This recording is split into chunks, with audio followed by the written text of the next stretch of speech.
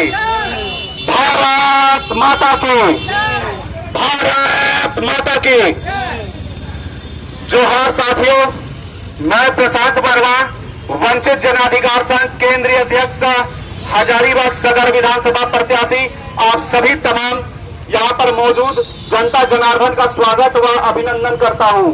साथ ही साथ हमारी आवाज उन आखिरी जनों तक, जहां तक ये आवाज जा रही है, उन सभी जनों को मैं इसी मंच के माध्यम से चरण स्पर्श व प्रणाम करता हूं।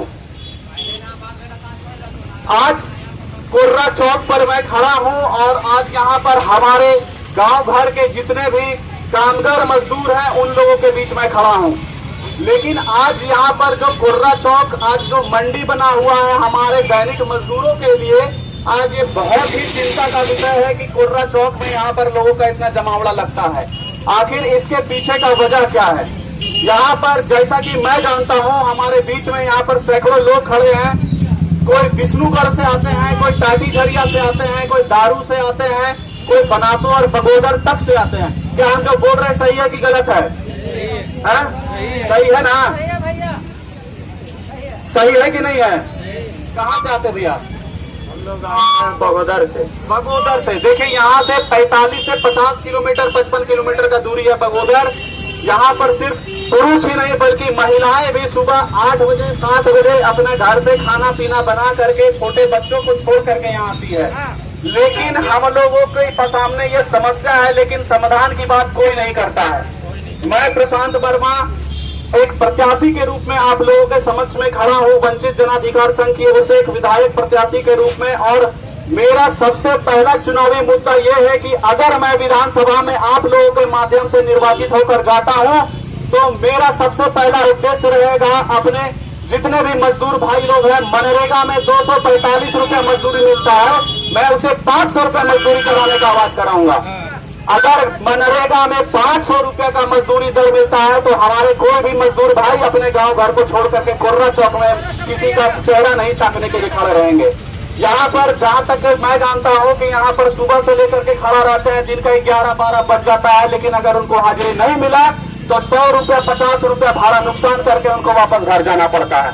आज इनको इस नौबत पर खड़ा करने के लिए अगर कोई जिम्मेवार है तो वो है चुनी हुई सरकार, और सरकार में ऐसे काले कमाई वाले प्रत्याशी जो सिर्फ और सिर्फ पैसा के दम पर चुनाव लड़ने आ जाते हैं और उनके सामने में भी कोई भी चुनावी रणनीति नहीं होता है।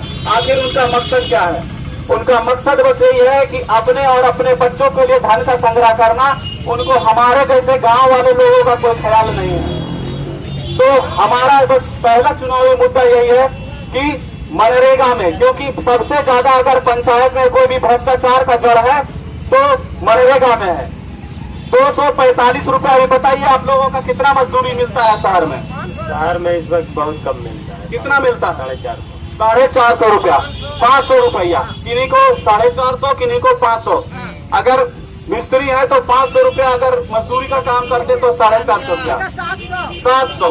तो सोचिए कि अगर यही मजदूरी दर अगर हम लोग मनरेगा में कर दे, जो कि पंचायत स्तर पर होता है, और सबसे ज्यादा भ्रष्टाचार का वजह यही है कि पंचायत स्तर पर जितने भी काम होते हैं मनरेगा के माध्यम से होता है, और जिसका मजदूरी दर मात्र 245 रुपए में। बताइए 245 रुपए मजदूरी होता है जी? आए कोई करेंगे? जोर से बोलिए। कोई भी करने को राजी नहीं है। तो आखिर जब झारखंड सरकार या हमारे प्रदेश की सरकार या हमारे जितने भी विधायक सदन में चुनकर जाते हैं, आज तक किसी ने भी मजदूरी दर को बढ़ाने के लिए आवाज नहीं उठाया, लड़ाई नहीं किया। वो किस चीज पर लड़ाई उठाते हैं? धर्म के नाम पर, जाति के नाम पर, इनको तोड़ो उनको फोड़ो। उनको नहीं मालूम है कि मजदूरों का दर्द क्या होता है, न्यूनतम मजदूरी दर क्या होती है। अगर हम लोग पंचायत में ही अगर उनको रोजगार मुहैया करा दें, और इसमें जो मजदूरी दर है जो 245 रुपया है, जो मजदूरी दर है 245 रुपया, मेरा सबसे पहला उद्देश्य रहेगा कि मैं इस 245 रुपये मजदूरी दर को कम से कम 500 रुपया कराऊं। अगर 500 रुपया हमारा मजदूरी दर हो जाता है तो हमारा कोई भी मजदूर भाई शहर की ओर नहीं आएगा। जिसको इच्छा होगी वो आएगा, बाद बाकी जिसको गांव में ही रोजगार मिल जाएगा वो गांव में ही रह जाएगा। दूसरी बात है कि यहाँ पर मजदूर भाई सड़क के किनारे खड़ा रहते हैं, लेकिन इनकी सुरक्षा को लेकर के कोई भी काम नहीं किया जाता है। ये लोग निर्माण के कार्य में जाते हैं, उनके साथ कोई अप्रिय घटना घट जाती है और उनके साथ कोई भी न्याय नहीं होता है। उनके बाल बच्चों को बिल्कुल उनकी उसी हालत में छोड़ दिया जाता है। तो इन सारे तमाम मुद्दों पर जैसा कि हमारा विचार है, अगर आप लोगों का जैसे मजदूर भाइयों का हमारा साथ मिला तो बिल्कुल मेरा सबसे पहला प्रयास रहेगा कि मैं सदन में जाऊं और आप लोगों के लिए न्यूनतम मजदूरी दर 500 रुपया के लिए मैं आवाज उठाऊं। क्या कहना चाहिएगा चाचा? कुछ बताइए, हमारा ये विचार आप लोगों को कैसा लग रहा है? बहुत अच्छा लगा आपका विचार। तो इन्हीं सब विचारों के साथ मैं चुनावी मैदान में आया हूं। प्रशांत वर्मा हमारा नाम है। वंचित जनाधिकार संघ की ओर से मैं एक निर्दलीय प्रत्याशी हूं और मैं आशा करता हूं कि जब चुनाव का वक्त आएगा तो आप लोग बिना किसी भेदभाव का, बिना किसी बहकावे का आप लोग पार्टी के नाम पर नहीं बल्कि प्रत्याशी के नाम पर वोट कीजिएगा। तो मेरे सामने मैं यहाँ पर जितने भी भाई बंधु लोग हैं, आप थोड़ा सा पीछे हो जाइए, पीछे होकर के बढ़िया से लीजिए। आप मेरे सामने में जितने भी भाई बंधु हैं सब लोग सामने में हाथ खड़ा कीजिए। हम सब आज यहाँ पर इस हवा को, इस सूर्य के रोशनी को साक्षी मानते हुए ये शपथ लेने जा रहे हैं, क्योंकि देखिए हम सब भाग्य के विधाता होते हैं। पंचायत का चुनाव हो या विधानसभा का चुनाव हो या लोकसभा का चुनाव हो, जितने भी प्रत्याशी आते हैं उन लोगों का भाग्य का निर्माण हम लोगों के हाथों में होता है। तो हम लोग इस बात का शपथ लेते हैं कि मैं, आप लोग हमारे साथ बोलिएगा, मैं इस विधानसभा क्षेत्र का नागरिक होने के नाते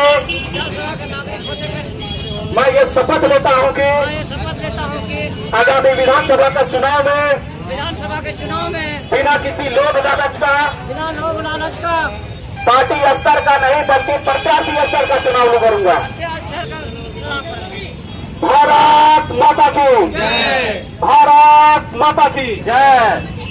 आप यहाँ पर देख लीजिए, सड़क के किनारे पर हमारे मजदूर भाई दारू, झुमरा, बगोदर और टाटी झरिया से आते हैं, लेकिन यहाँ पर सबसे, अभी तो खैर मौसम खराब है, बारिश का मौसम है इस वजह से, लेकिन मैं अक्सर देखता हूँ कि गर्मी के मौसम में भी, अप्रैल मार्च महीना, मई महीना में भी कड़े धूप में यहाँ पर लोग अपना पसीना बहाते हैं। इनको यहाँ खड़ा होने के लिए एक शेड का भी व्यवस्था नहीं किया गया है। हाँ? सही है कि गलत है? अभी मैं जिस जगह पर खड़ा हूँ ये कुर्रा चौक कहलाता है। यहाँ पर छोटा सा मंडी लगता है जिसमें सब्जी बेचने के लिए हमारे गांव घर से महिलाएं आती है। अब सोचिए कि गांव घर से महिलाएं जो आती है, गांव घर के अपना खेत बाड़ी का जो थोड़ा बहुत सब्जी होता है उसको बेचने के लिए यहाँ आती है और दिन भर रहती है, लेकिन अगर उनको इस सब्जी बेचने के दरमियान में अगर शौच लग जाए तो उनके शौचालय जाने का भी यहाँ पर कोई खास व्यवस्था नहीं है। पुरुष तो कहीं इधर उधर अपना काम चला लेते हैं, लेकिन सोचिए महिलाओं को कितनी पीड़ा होती होगी। और यहाँ पर सरकार और यहाँ सरकार के बैठे लोग मैया सम्मान योजना करके कह रहे हैं कि हम अपनी माताओं बहनों का सम्मान करते हैं। कैसा सम्मान है भाई? कैसा सम्मान है?